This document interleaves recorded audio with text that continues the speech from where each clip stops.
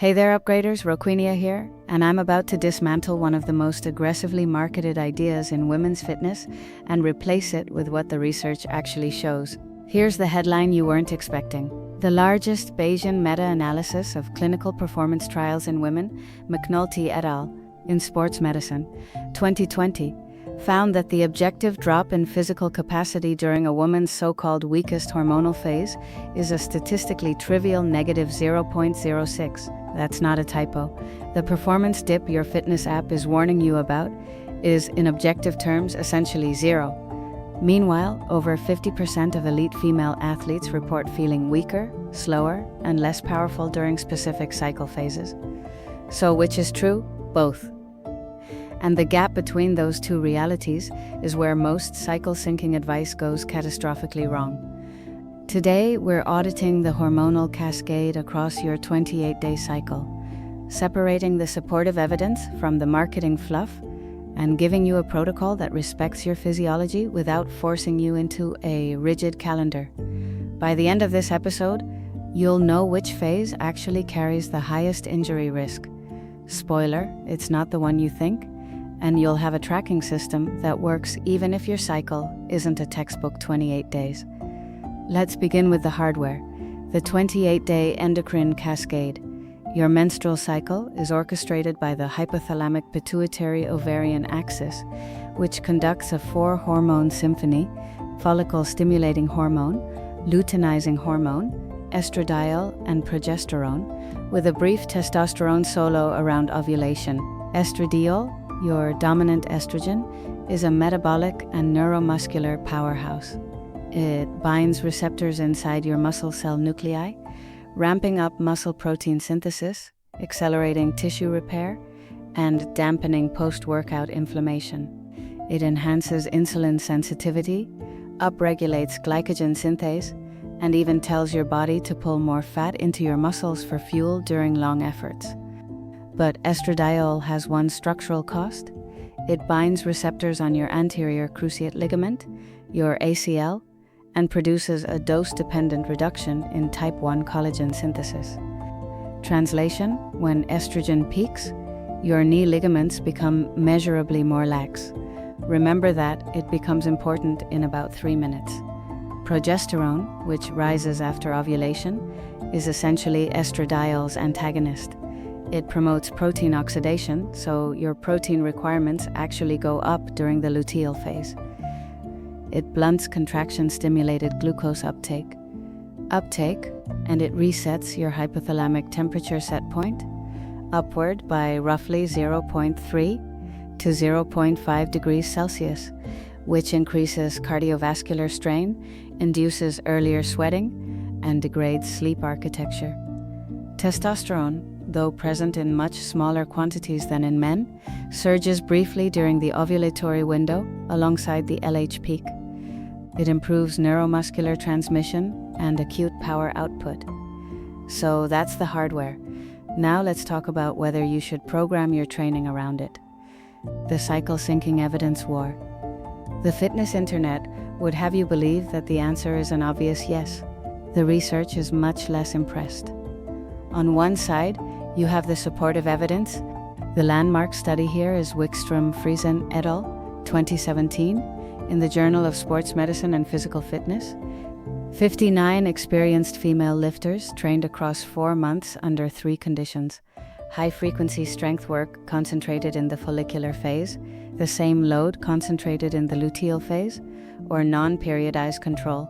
The follicular-loaded group showed significantly greater gains in squat jump, counter-movement jump, hamstring peak torque, and lower body lean mass.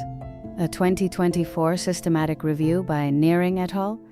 In MDPI Sports analyzed 22 studies and found a medium effect size, weighted mean SMD of 0.60 for isometric maximal strength, favoring the late follicular phase.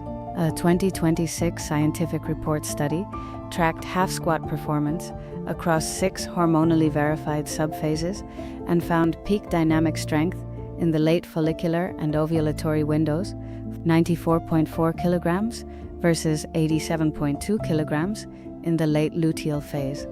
That's a real, measurable spread. Now the skeptical side. The McNulty 2020 meta-analysis I led with 78 studies pooled effect of meaner 0.06 between the early follicular phase and all others combined. The authors graded only 17% of trials as high quality. The major methodological problem: most studies estimate cycle phase from calendar dates or self-report, not from biochemical verification with serum or urinary hormone assays. Garbage in, garbage out. A 2023 Frontier Systematic Review of Chronic Resistance Training Adaptations concluded there's no meaningful long-term influence of cycle phase on muscle gain, and a 2024 Endocrine Primer reinforced this. Acute hormonal fluctuations do not appear to drive skeletal muscle hypertrophy in any major way. Unless you have severe dysmenorrhea or PMS that physically impairs you, a consistent, progressively overloaded program will likely outperform any rigid cycle syncing schedule. The honest synthesis is this: cycle phase periodization may offer a small advantage if you have a textbook cycle, hormonal verification, and the patience to actually execute it. For everyone else, irregular cycles, busy schedules, no urine strips, a well-designed auto-regulated program is the higher leverage choice. The luteal phase dip myth. Here's where it gets really interesting.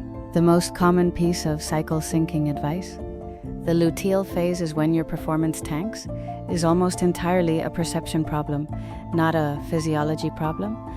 When researchers measure aerobic power, lactate threshold, maximal heart rate, and anaerobic output across verified cycle phases, studies by Smekal in 2007, Dean in 2003, Janze Dionge in 2012, Redman in 2003, Gordon in 2018, VO2 max stays flat, lactate threshold stays flat, anaerobic capacity stays flat, force output stays flat. What changes is your subjective experience. Elevated progesterone increases respiratory drive, so you breathe harder at the same workload. Your core temperature is half a degree higher, so you sweat sooner. You're bloated, your mood is variable, you feel slower, but when you actually measure the output, you're producing exactly the same numbers. The luteal phase doesn't make you weaker, it makes weakness feel closer. And that's a critical distinction, because most cycle syncing protocols tell you to back off during the luteal phase. The data says, keep going. The output is still there. The ACL paradox. Now the finding that surprises almost everyone: the most dangerous window in your cycle for the most catastrophic non-contact injury in women's sport is not menstruation, when you feel weakest. It's ovulation, when you feel strongest. Remember the estrogen-ACL relationship. Peak estrogen reduces type 1 collagen synthesis and reduces ligament stiffness. Combine that with the testosterone surge and the perceived strength of the ovulatory window, and you get a high laxity ligament under high velocity load. The result? Muscle and tendon injury rates up to 88% higher during the peak estrogen window compared to the early follicular phase. This is why you cannot blindly load max effort sprint cuts and rapid deceleration drills during ovulation just because you feel powerful. The feeling is real. The structural protection is reduced. You need to deliberately offset it. Phase-specific protocols. Here's how to actually use the physiology without the dogma. Menstrual phase, days 1 through 5. Hormones at baseline. Focus on zone 2 aerobic base building, 60 to 70% of max heart rate, and technical compound strength work at 70 to 75% of your 1 rep max for 3 sets of 5. Auto-regulate down if cramping is severe. Never train through severe dysmenorrhea. Follicular phase, days 6 through 12. Estrogen rising, recovery enhanced. This is your window for high-intensity hypertrophy, 4 sets of 6 to 8 at 75 to 85%, and for hard intervals like 4x4 minute runs at 90 to 95% of max heart rate. Your tissue is resilient. Push the volume. Ovulatory phase, days 13 through 15. Peak estrogen, rising testosterone. Maximum effort lifts and explosive work. heavy triples and singles at 85% or above. But add a mandatory 10-minute neuromuscular stabilization block before every session, single-leg glute bridges, lateral band walks, eccentric hamstring sliders. Protect the knee. Keep cardio low-intensity zone 1 to 2. Luteal phase, days 16 through 28. Progesterone peak. Shift to moderate load hypertrophy. 3 sets of 10 to 12 at 60 to 70%. For cardio, long submaximal tempo runs in zone 3, leveraging the enhanced fat oxidation, bump fluids and sodium. Avoid training in heat, and bump your protein toward the upper end of your range. Progesterone increases protein oxidation, so your requirements genuinely go up. Special cases: if you're on hormonal birth control, your endogenous cycle is essentially flat. Elliott Sale, at 2020, concluded that performance remains consistent across active pill and withdrawal pill days. There is zero physiological benefit to periodizing to your pill pack. Train consistently and auto-regulate on how you feel. If you have PCOS or irregular cycles, calendar-based periodization is useless because your phases don't align with calendar dates. Prioritize compound resistance training and sprint intervals. Both build the metabolic sink that helps with insulin sensitivity, which is the underlying issue. If you're perimenopausal, typically 35 to 50, the rules change entirely. Estrogen decline reduces your muscle satellite cell pool by 30 to 50%. Sarcopenia accelerates. Stacy Sims and the Stanford Lifestyle Medicine Group are clear. Lift heavy, 4 to 6 reps at 70% or above for 3 to 5 sets, and add sprint interval training of 10 to 30 second all-out efforts. Push protein to 1.4 to 2.2 grams per kilogram per day, and add 3 to 5 grams of creatine daily. Your cycle syncing protocol. Here's your homework. First, build the tracking signal. Take basal body temperature every morning before getting out of bed, 2 decimal precision thermometer, log it daily. The post-ovulatory shift of 0.3 to 0.5 Celsius confirms ovulation retrospectively. Starting on cycle day 9, add urinary LH strips daily with first morning urine to predict the ovulation window 24 hours ahead. If you can afford it, a quantitative monitor like Mira gives you E13G, LH, FSH, and PDG signals, true biochemical phase verification. Second, switch to auto-regulation. Use reps in reserve or RPE to guide daily load. In the high estrogen, low progesterone window, target RPE 8 to 10, push it. In the high progesterone window, or during acute menstrual pain, drop to RPE 7 to 8, maintain volume, don't seek failure. Third, install the ovulatory injury prevention block on the day of your detected LH surge and the 48 hours after.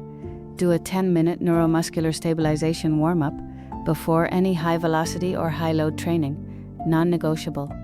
Fourth, align nutrition. 1.6 to 2.2 grams of protein per kilogram per day. Baseline, push toward the high end during the luteal phase. 3 to 5 grams of creatine daily, every day. Bump sodium and fluids in the luteal phase. If you remember nothing else, remember this. The luteal phase doesn't reduce your performance, it just reduces your perception of performance. And the most dangerous window in your cycle is the one where you feel the strongest. Train accordingly. Next episode, we're tackling another oversold idea: body recomposition. The simultaneous pursuit of muscle gain and fat loss when it actually works, when it's biologically impossible, and what the Ozempic era is doing to muscle mass. Until then, this is Roquinia reminding you that your cycle isn't a limitation. It's a signal, but only if you're measuring the right thing. Train evidence first. Upgrade intelligently.